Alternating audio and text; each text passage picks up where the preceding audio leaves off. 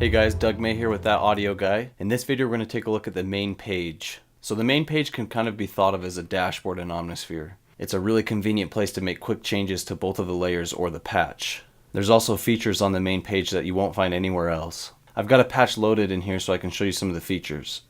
Right here in the center you can see a window, and then you see a Notes tab and a Layers tab. When the Notes tab is selected, you'll see information for the patch that we've loaded. So you can see that I've loaded this patch called Poppy Pluckers. There's information right here that says the mod wheel opens it up, so let's try it out.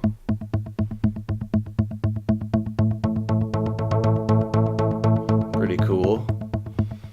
And then you can also click this magnifying glass and it'll open up a window with even more information. Things like the synth designer, the categories that it's in, stuff like that. If I come back out here and click on the Layers tab, this shows us what both of the layers are made up of, and it's also got really convenient mix controls right here. You can also make changes to each one of the layers here, just simple things like changing the waveform by clicking on it. And then you can browse for new sound sources if you're using a sample. This voices parameter right here allows me to make changes to the voices that will be allowed in this patch. Basically what that means is if I have 12 voices selected, Omnisphere will only allow 12 notes to be played simultaneously. For example, if I were to bring this down to 3, then I would only be able to play 3 notes. If I played a 4th note, then the first note I played would get cut out, and then the 4th note will become the new 3rd note. This octave parameter right here allows us to make changes to our sound in intervals of an octave. So for example, if I go down 1 and I play middle C, Omnisphere interprets that as an octave below middle C, and it'll output the sound like that. This scale drop-down tab right here allows us to make changes into different scale types that are used by other cultures. The majority of people using Omnisphere probably won't change this because we're all used to the Western equal temperament scale. This clock speed drop-down tab allows me to make global changes to the speed of my sound. And what that means is if I've set up a rhythmic sound or if I have envelopes on my sound, this will allow me to make changes globally to all those parameters. So for example, this patch that we have loaded in is a rhythmic patch. If I were to change the clock speed to half, you'll hear what it'll do to the rhythm. And that's a global thing. It works on all the parameters that deal with time or rhythm or envelopes, that kind of stuff. What this Latch tab right here allows me to do is when the Latch tab is enabled, that means when I play a note on my keyboard and release it, Omnisphere will interpret that as me holding that key. And then it doesn't release that note until I press the same key again. Let me show you an example of that. If I enable Latch and then play a note on my keyboard, I don't have to hold that note, and Omnisphere will just continue to produce that sound until I press that note again. And then right here I have different trigger modes, and what these are is if I have trigger immediate selected, when I play a note on the keyboard, Omnisphere will produce that sound at the same time. If I have one of these other ones selected, say for example trigger next bar, what Omnisphere will do is when I play that note on the keyboard, Omnisphere will wait until the next bar until it produces that sound. And this becomes really handy if you're doing things like jamming with your friends and you want everything to stay in sync. The gain right here just allows me to make changes to the output of the part, and it does it in 1 dB intervals. It's kind of good if you just want to get it into the general area.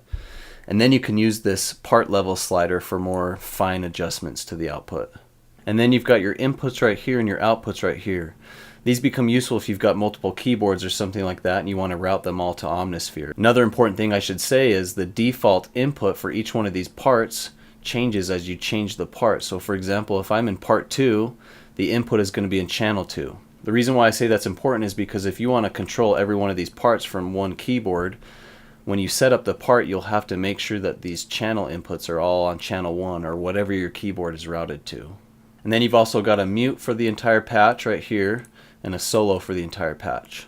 Down here you've got a master filter, and this works in the exact same way as the filter that we saw on the layer page. The difference is on this one you've just got a basic low pass filter and a basic high pass filter. And then you've got your cutoff slider right here and your resonance slider. And again, these changes are global to the 2 layers for the entire patch. So if I were to play a note right here and open it up with the mod wheel, and then make changes right here on the cutoff, you can hear it's doing the exact same thing as the filters we're doing in the layer pages.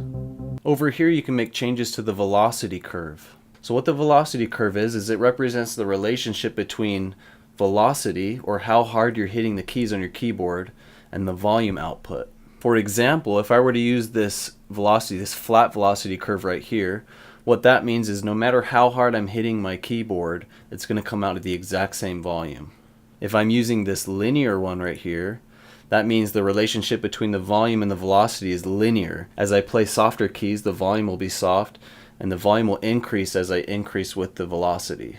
And then I've also got both of these curves. So for example, if I'm using this velocity curve, what that means is there's not going to be much of a change in the volume output as I increase in velocity.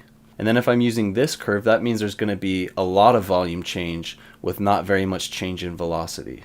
You can actually also click on this magnifying glass and open the velocity curve zoom window, and then you can customize the curve a little bit more to your taste. You can actually just click on some of these points and drag them around like this.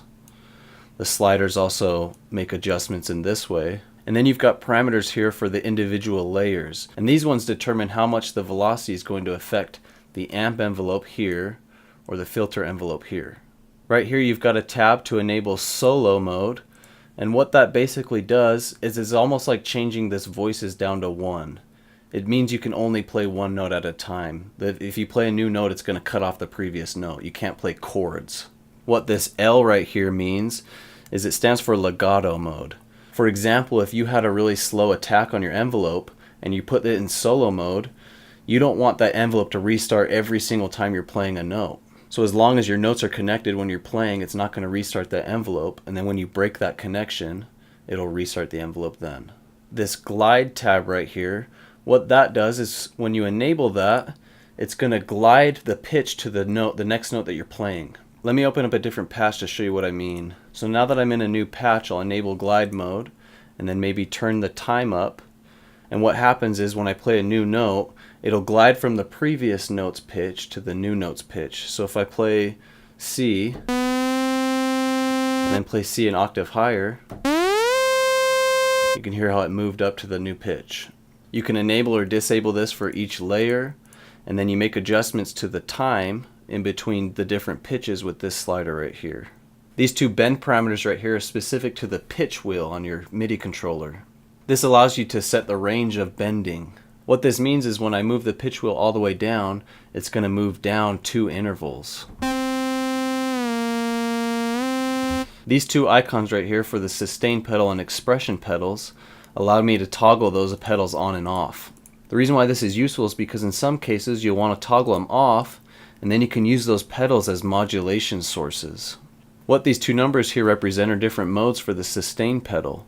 The first one is the standard sustain pedal, and what that means is when I hold the sustain pedal down, it's going to hold out all the notes that I play, just like you probably are familiar with on a piano sustain.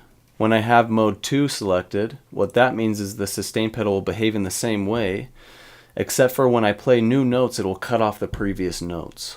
That's it for the main page, you guys. Stay tuned. In the next video, we're going to take a look at the orb in Omnisphere.